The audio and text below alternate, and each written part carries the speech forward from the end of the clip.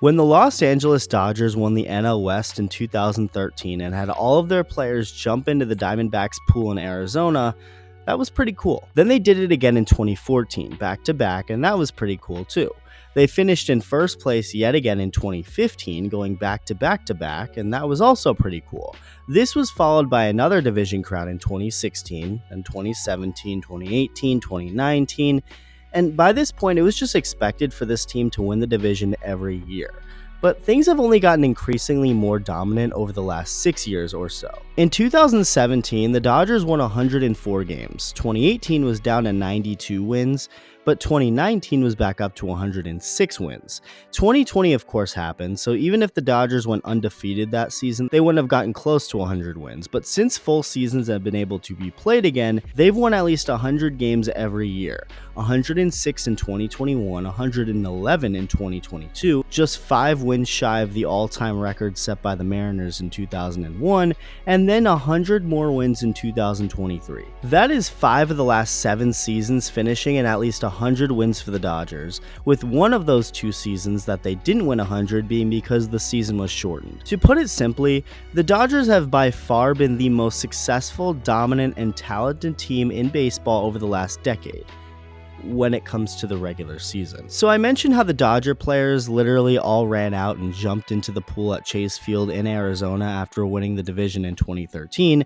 and it made all the sense in the world to do that at the time. But as the years have continued to roll on during this incredible stretch of division titles and winning seasons for the Dodgers, the celebrations for those division titles have become much more tame. Winning the division is always an impressive accomplishment, no matter what. But after a while, the fans, the players, the people in the front office, they all get kind of numb to it. Not because they don't appreciate winning the division and the incredible hard work and talent it takes to do that, but when every year ends the same way they've been ending for the Dodgers, division crowns really don't mean anything at this point. From 2013 through 2023, so 11 seasons, the Dodgers have won the division 10 times, and the one time they didn't win it, which was 2021, they still won 106 games, losing the division by finishing just a single game behind the San Francisco Giants. But in the end, the Dodgers may as well have been named the division winners anyway, because they'd go on to beat the Giants in the first round of the postseason. So not only have they won the division 10 out of 11 years, but they basically also won it that one year they didn't, because they ended up literally eliminating the team that barely beat them for the division. Andrew Friedman in the Dodgers front office has done a tremendous job building this sustained dominance over the years. They've been running a great system, building a good farm system that stays good throughout the years because they continue to draft and develop well. They go over to the island of misfit toys and pluck guys from other organizations that were given up on, only to turn them into stars like Chris Taylor, Max Muncy, Justin Turner. They revamp players' careers like Jason Hayward, who was dead in the water, straight cook, just clearly not good anymore, only to then have one of the best seasons of his entire career with the Dodgers. They do all of that and then also have money, so on top of building a good team organically, they can also go out and spend some money on star players like Mookie Betts and Freddie Freeman. The Dodgers are basically a richer version of the Rays, or you can say the Rays are a poor version of the Dodgers, however you want to put it. The Dodgers have become the definitive model for how you want your team to be, one that wins every year and is always built to keep winning in the future. Every major league front office should be looking at what the Dodgers do as the perfect example of how you want your organization to be run when it comes to the regular season, because when it comes to the postseason, there is nothing to admire. The Dodgers in October have become the ultimate laughingstock of baseball. Every October, Halloween happens because it's marked on the calendar every year as a holiday. It's become the same thing with the Dodgers. The Dodgers getting eliminated in October has virtually become its own holiday. There's no escaping it or crossing it off the calendar. Just like Halloween, it's inevitable, whether you celebrate it or not. So when the Dodgers got eliminated in 2013, it's sad, but you move on to the next year. When the Dodgers got eliminated in 2014 to the same team that beat them in 2013, the Cardinals, it's sad and frustrating, but you move on, I guess. When you lose in 2015, again, a little more sad and frustrating. And then 2016, the Cubs. That's now 4 years in a row where you lost after winning the division. But 2017 was different, because after winning at most 94 games from 2013 through 2016, The Dodgers finished with the best record in baseball with 104 wins, finally getting over that hump and getting to the World Series. This was really supposed to be the year that they won, but they didn't, losing in heartbreaking fashion in 7 games. They go back to the World Series in 2018, lose again this time in 5 games, and at this point it's really getting frustrating in Hollywood.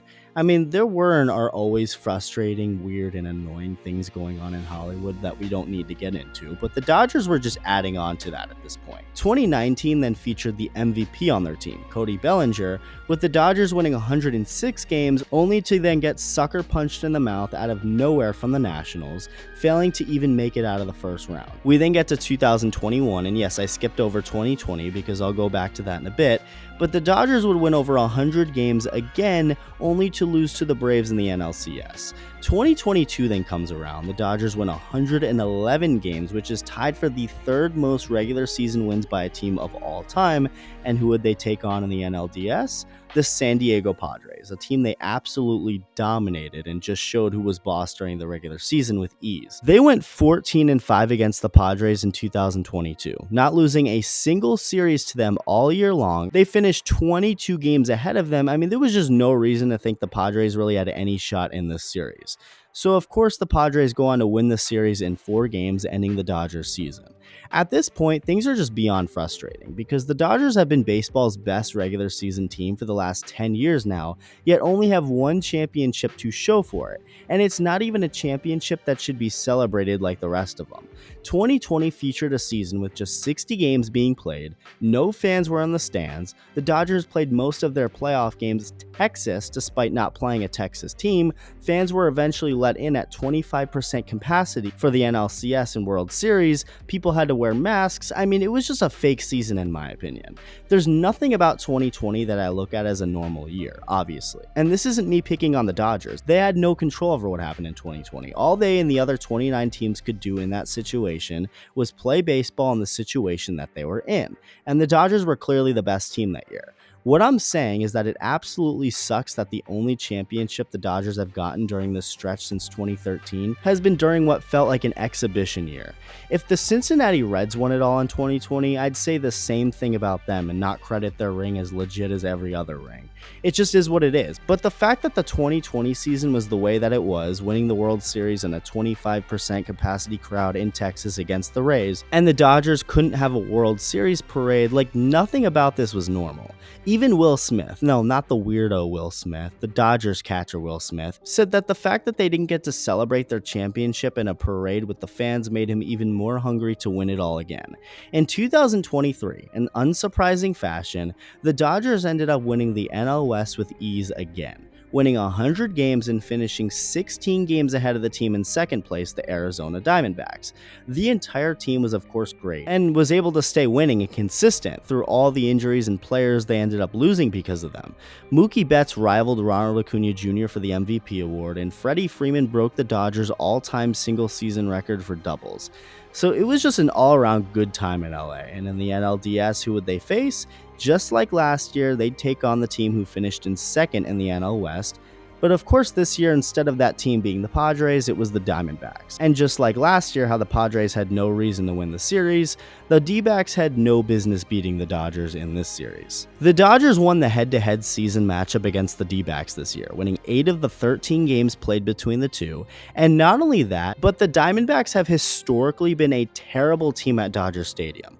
Over the last 4 seasons, the D-backs have gone 5-24 at Dodger Stadium. 5 wins and 29 tries. Over the last 10 seasons, the Diamondbacks were 22-63 at Dodger Stadium. 22-63. This team winning just 1 game in LA is a Christmas miracle. So heading into the NLDS, where they would have to play games 1 and 2 at Dodger Stadium while also being 16 games behind the Dodgers record-wise during the regular season, it was set up as a total nightmare for Arizona. So naturally, the Diamondbacks would win both games 1 and 2 at Dodger Stadium before going back home to Phoenix and win game 3, sweeping the 100-win Dodgers out of the playoffs and moving on, with all the D-backs players having a pool party. party, poetically, 10 years after the Dodgers had theirs for winning the division. If that isn't wonderful storytelling, I don't know what is.